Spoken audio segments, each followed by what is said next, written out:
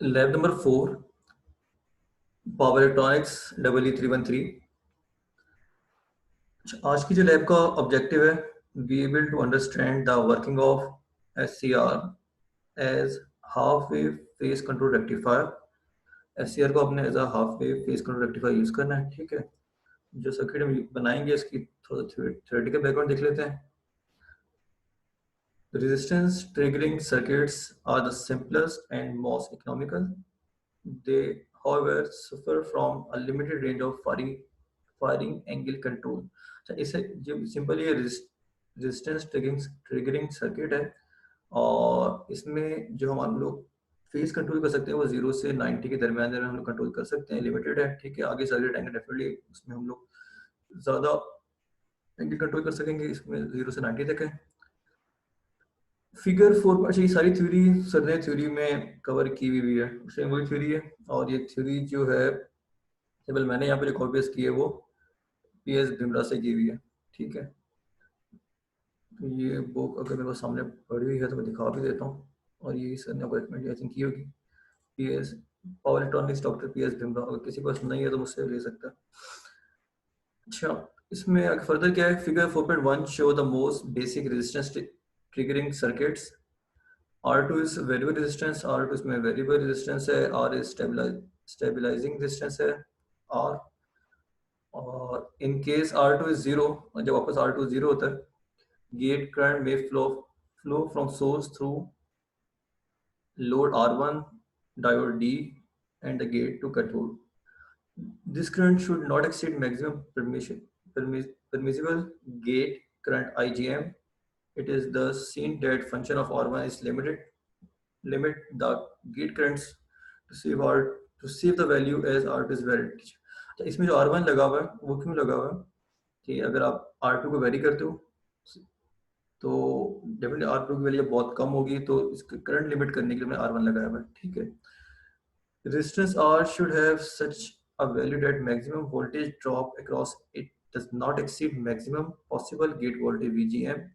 This can only happen when R2 is 0. ठीक है, इसकी थ्योरी है। अच्छा, मेजर जो इसमें है ना वो ये पार्ट है। तो ये वेव बन कैसे दी है, तो as resistance R1 R2 are large, gate trigger circuit draw a small current।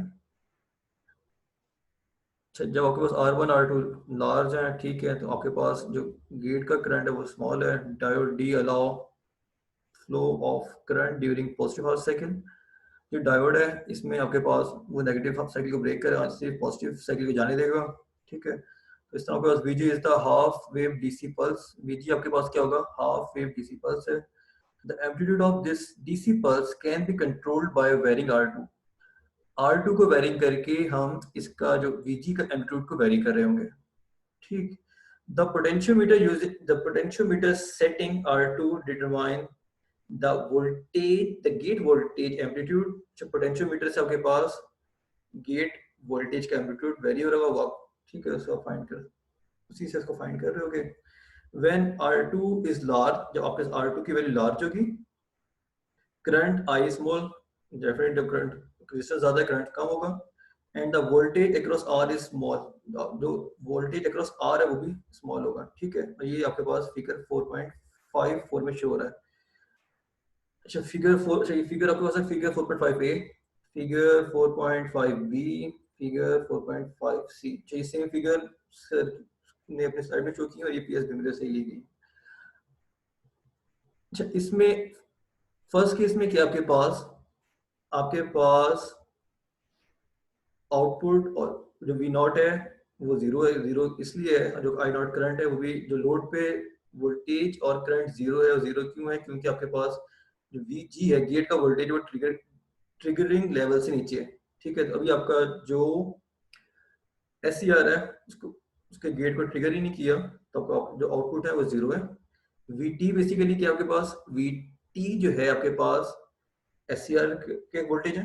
V not I not आपके पास, V नॉट आपके पास वोल्टेज है लोड का, I नॉट करंट है लोड का, VG गेट वोल्टेज है। ठीक है, और VS जो है आपके पास, VS जो है वो सप्लाई वोल्टेज है। होता क्या है, जब आपके पास वो ट्रिगर ही नहीं किया आपके एससीआर ने, तो आपके पास वी नॉट भी जीरो है, आई नॉट भी जीरो है, और क्योंकि अभी ट्रिगर हुआ ही नहीं है तो आपके पास एससीआर ओपन होगा तो सारे जो वीएस है वो एग्जैक्टली आपको शो होगा वीटी पर। तो सेकंड केस में आपके पास क्या है, आपके पास अल्फा 90 है, और नेक्स्ट केस में आपका अल्फा जो है वो लेस देन 90 है, ठीक है।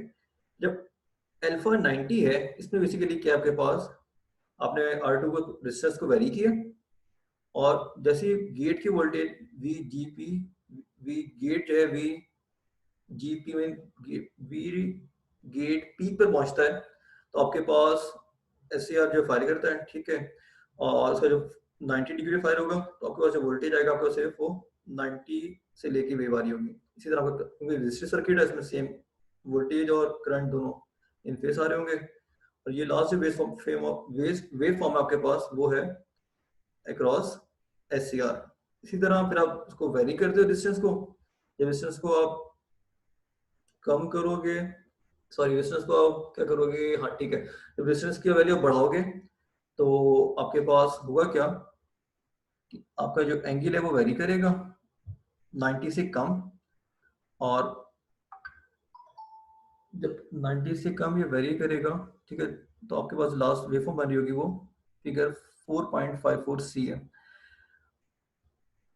अच्छा, इसमें आपके पास क्या होता है, आपके पास जो गेट वोल्टेज है वो ग्रेटर हो जाएंगे पी ग्रेड वी जीपी से, ठीक है, और इसमें आपके पास जैसे वोल्टेज बढ़ते जाएंगे आपके पास जो फायरिंग एंगल है वो 90 से कम कम होता जाएगा, ठीक है, 90 पे देन वो से 80 70 से कम होता जाएगा।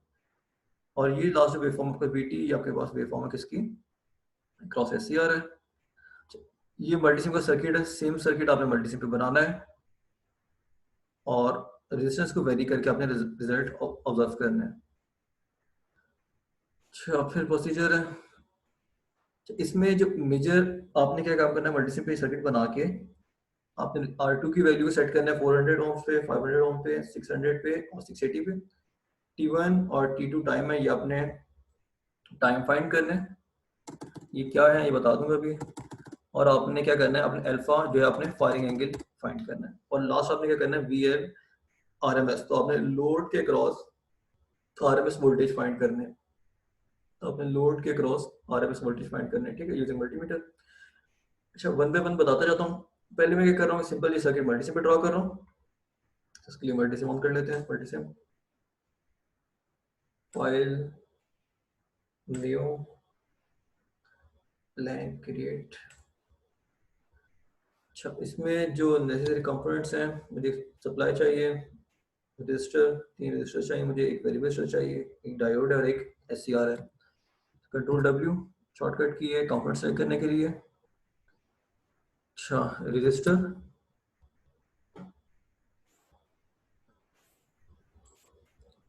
एक और टोटल नंबर रजिस्टर मुझे 3 चाहिए, तो मैं 3 रजिस्टर को सेलेक्ट कर लेता हूँ। एक मुझे यहाँ पे पोटेंशियोमीटर चाहिए, पोटेंशियोमीटर, डायोड, डायोड में जो सेलेक्ट कर रहा हूँ मुझे 1N4001, ये डायोड सेलेक्ट कर रहा हूँ। अच्छा, इसके अलावा सप्लाई चाहिए किसी तो, और मुझे जो चीज़ चाहिए एस सी आर का जो नंबर है BT151, ये कॉमनली अवेलेबल होता है मार्केट्स में, ठीक है, अगर यूनिवर्सिटी में वाला CBT151 ही था जब हार्डवेयर परफॉर्म करते थे। अच्छा, और इसमें जो चीज़ चाहिए मुझे ग्राउंड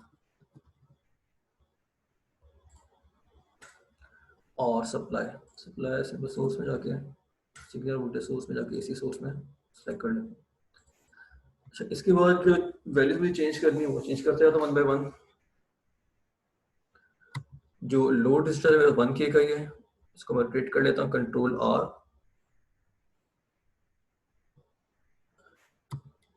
अच्छा, इसके बाद R1 इसको क्रिएट कर लिया मैंने, देन डायोड। R1 की जो वैल्यू है मेरे पास वो है 470 ओम, तो मैं इसको डबल क्लिक करके डिस्टेंस की वैल्यू को मैं 470 सेट कर देता हूँ, साथ साथ मैं कनेक्शन भी करते जा रहा हूँ। इसके अलावा मेरे पास जो आर की वैल्यू है वो 10 है, 10 सेट कर दिया मैंने और उसको रोटेट कर दिया। वेरिएबल रजिस्टर, इसको भी रोटेट कर रहा हूँ मैं।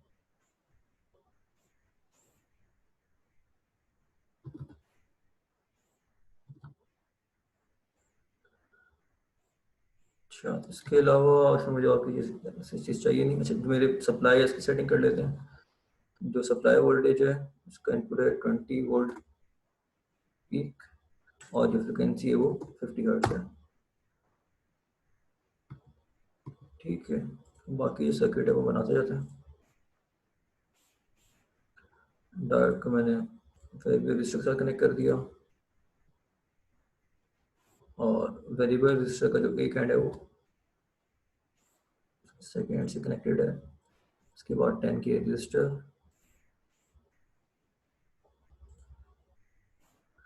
अच्छा 10K रजिस्टर का सेकेंड हैंड है वो SCR से भी कनेक्टेड है, और ये सप्लाई से भी कनेक्टेड है। उसके बाद मैंने ग्राउंड कनेक्ट कर दिया। ठीक है, जो एनोड है वो लोड रजिस्टर से कनेक्टेड है, और लोड रजिस्टर मेरा 470 रजिस्टर के एक एंड से कनेक्टेड है। ठीक है, तो तकरीबन मेरा सर्किट बन चुका है। इससे मुझे गेट कनेक्ट करना है और मैंने गेट कनेक्ट कर दिया। अच्छा, जो वेरिएबल रजिस्टर, इसकी वैल्यू मेरे पास 2K है, उसका मैं 2K सेट कर देता हूँ। Value resistance 2K। अच्छा, मैंने जो परसेंटेज इंक्रीमेंट है यहाँ पे 5 सिलेक्ट है, तो मैं इसको 1 कर रहा हूँ कि जैसे मैं की ए प्रेस करूँ तो 1 1 का इंक्रीमेंट होता जाए। ठीक है, वेरिएबल रजिस्टर वेरी जब रन टाइम वेरी करेगी, मैं सिंपल की ए प्रेस करूँगा और ये 1 1% का इंक्रीमेंट होता जाएगा। और इसमें कुछ चीज़ इससे रहती नहीं है, सर्किट कंप्लीट है। डायोड वैल्यू सॉरी मैंने सेट कर दी है। अच्छा, अब सिंपल ऑसिलोस्कोप इंस्ट्रूमेंट बार में जाके जो फोर्थ ऑसिलोस्कोप है, ऑसिलोस्कोप सेलेक्ट कर लें। अच्छा, इसमें ऑसिलोस्कोप पे एक मैं इनपुट की वेव देख रहा हूँ और एक वेव मैं लोड पर देख रहा हूँ। ठीक है, आप लोगों ने क्या करना है, आप लोगों ने ये करना है कि आपने ये सारी वेव्स ऑब्जर्व करनी है। इनपुट की wave VG, V0, I0, VT, ये आपने सारी ऑब्जर्व करनी है। ठीक है, मैनुअल की रिक्वायरमेंट है, आपने खाली एंगल्स यहाँ फिल करने हैं, लेकिन आपने खुद से जो ऑब्जर्व करना, आपने ये सारी वेव्स ऑब्जर्व करनी है। ठीक है, कि आपके पास VS क्या है, VT क्या है। ठीक, अभी मैं जो आपको वेव दिखाऊंगा वो VS और लोड पर V0 की वेव वो दिखा रहा हूँ। ठीक है, इनपुट मेरे पास रेड कलर से है, ग्राउंड में कॉपी कर लेता हूँ, Ctrl+C Ctrl+V।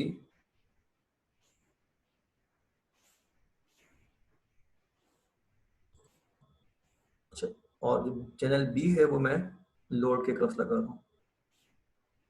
एक काम और कर रहा हूँ कि दोनों वेव को कलर चेंज कर रहा हूँ कि मुझे दोनों वेव डिफरेंट विजिबल हो जाए। अच्छा, इसके लिए मैं क्या कर रहा हूँ, ये एक ही सिंगल वायर है, तो अगर मैं एक बार वायर का कलर चेंज करूंगा तो पूरी वायर का कलर चेंज हो जाएगा। मैं कर ये रहा हूँ कि यहाँ पे एक एडिशनल कंपोनेंट कुछ भी लगा रहा हूँ जिससे ये कंप्लीट वायर का कलर चेंज ना हो। ठीक है, तो ये मीटर वैसे का पर्पस यहाँ पे है नहीं, खाली मैं इसलिए लगा है कि अगर मैं वायर का कलर चेंज करूँ तो ये पूरी कंप्लीट दोनों वायर का कलर एक साथ चेंज ना हो। ठीक है, इसको मैं कलर ग्रीन कर देता हूँ। इनपुट जो है मेरे पास रेड कलर से, और जो लोड वोल्टेज है वो मेरे पास ग्रीन कलर से आ रहे हैं, ग्रीन कलर की वेव पे शो हो रहे होंगे। ठीक है, सर्किट कंप्लीट है, इसको सेव कर लो, Ctrl+S, और हाफ वेव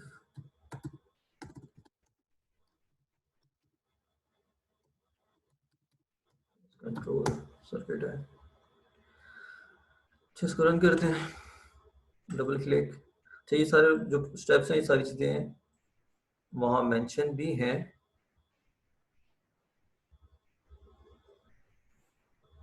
ये सारी चीज़ें मेंशन है आपके लैब के प्रोसीजर में, ठीक है। अच्छा, उसको मैंने प्ले कर लिया है, फिर रिवर्स कर देते हैं।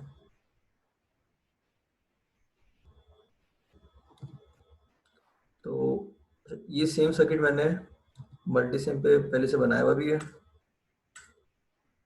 ठीक। तो इसको फिर मैं यहाँ पे स्टॉप कर रहा हूँ, जो मैंने ऑलरेडी बनाया हुआ सर्किट है उसको प्ले कर रहा हूँ। अच्छा, तो इसको प्ले करते हैं। इसमें सारी ऑसिलोस्कोप की सेटिंग वगैरह हुई भी सब कुछ, ठीक है। इसको मैंने वन टाइम प्ले कर लिया। मेरे पास जो डिस्टेंस है वो मैंने 0% सेट की हुई है, 2 किलो ओम, ठीक। अच्छा, अब हो क्या रहा है मेरे पास कि मैं प्ले करके, और मैंने जो की सेट की वो ए है, ठीक है। मैं ए प्रेस करूँगा तो यहाँ पे आपको नजर आएगा, विजिबल होगा कि फायरिंग एंगल जो है वो वेरी कर रहा होगा। अब मैं इसको बढ़ाते, डिस्टेंस को बढ़ाते जा रहा हूँ। ये जो फायरिंग एंगल है वो 0 से वेरी करता कर वेरी करने से स्टार्ट कर दिया। ये क्लियर विजिबल भी है, ये वेरी करते जा रहा है, ठीक है। इसको मैं रिप्ले करता हूँ, और ये 0 से 90 तक ये वेरी करता जाएगा, ठीक है। इसको दोबारा पॉज करता हूँ। ये क्लियर विजिबल हो रहा है कि ये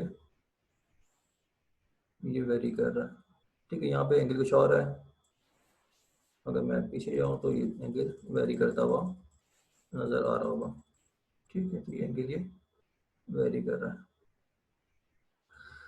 तो ये सिंपल सी लैब है। अच्छा, इस लैब में अब करना कि आपने कैलकुलेशन कैसे करेंगे। आपने T1 और T2 फाइंड करना है। T1 वैसे T2 के आपके पास टाइम पीरियड है कंप्लीट वेव का, ठीक है। और T1 वो टाइम है जिसपे आपने फायर किया, ठीक है। आपके आपके आपके डिस्टेंस को वेरी करके आपने फायर किया, ठीक है।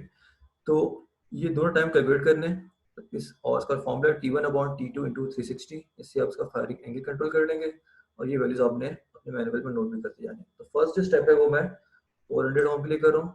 400 ओम जो मेरे पास रेजिस्टेंस है वो 20% होगी, ठीक है। 20% मेरा 400 होता है। स्टॉप, प्ले, इसको रिप्ले करता हूँ, स्टॉप करता हूँ। अब मैं फर्दर से कैलकुलेशन कर रहा हूँ, ठीक है। इसको जूम कर लेता हूँ। मेरे पास जो वेव का टाइम है वो मेरे पास है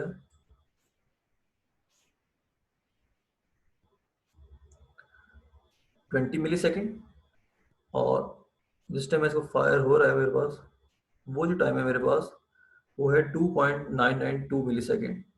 तो इसका फॉर्मूला दोनों वैल्यूज नोट कर लेता हूँ मैं अपने पास, ठीक है। T1 मेरे पास क्या है, T1 मेरे पास क्या है 2.99 मिली सेकेंड, और T2 क्या है मेरे पास 20 मिली सेकेंड, और फॉर्मूला मेरे पास क्या है T1 upon T2 into 360। Simple calculator T1 is 2.99 divided by 20 और मल्टीप्लाई बाय 360, तो 53.83 मेरे पास डिग्रीज में एंगल है, ठीक है। इस तरह वेरी करते जाऊंगा, वेरी करते करते मुझे फर्दर एंगल्स मालूम करने हैं। और वी लोड जो है मैं कैसे मालूम करूंगा, ऑसिलोस्कोप डिस्कनेक्ट करके यहाँ पर एक आप मल्टीमीटर कनेक्ट कर देना, और उसकी सेटिंग एसी भी करके आपने आरएमएस वोल्टेज फाइंड करना है, ठीक है। अच्छा, मैं काम आगे कर रहा हूँ कि मैं एक और वैल्यू पे आपको एंगल कैलकुलेट करके दिखा रहा हूँ। 680 है, मल्टीसियम, इसको मैंने रिप्ले करता हूँ, इसको वेरी करता हूँ, बिल्कुल जो नियर 90 है मैं वो कैलकुलेट कर रहा हूँ, ठीक है। मैंने क्या किसको वेरी किया,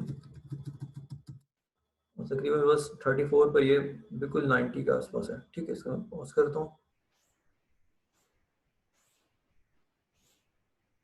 देन अगेन इसको मैं टाइम डिवीजन चेंज करता हूँ, मेरे पास क्लियर वेव विजिबल हो जाए। T2 मेरे पास सेम वही 20 रहेगा, ठीक है। वो वेरी नहीं कर रहा, फायरिंग एंगल वेरी कर रहा है। इसकी जो वैल्यू मेरे पास 4 जो है वो मेरे पास क्या है 4.962। तो अगर मैं कैलकुलेटर में चेक करूँ 4.962 डिवाइडेड बाय 20 और मल्टीप्लाई बाय 360, तो एंगल जो आ रहा है वो तकरीबन तकरीबन 89.3 बिल्कुल नियर टू 90 आ रहा है। ठीक है, इसमें जो एंगल होगा वो आपके पास एक्चुअल हार्डवेयर में भी वो 0 से 90 के मिड में होगा, एग्जैक्ट 90 या 0 नहीं होगा। ठीक है, थैंक यू। अच्छा क्लास बच्चों, अब क्वेश्चन जिस जिसके हैं वो करते जाओ और मैं रिप्लाई करता जाता हूँ। ठीक है।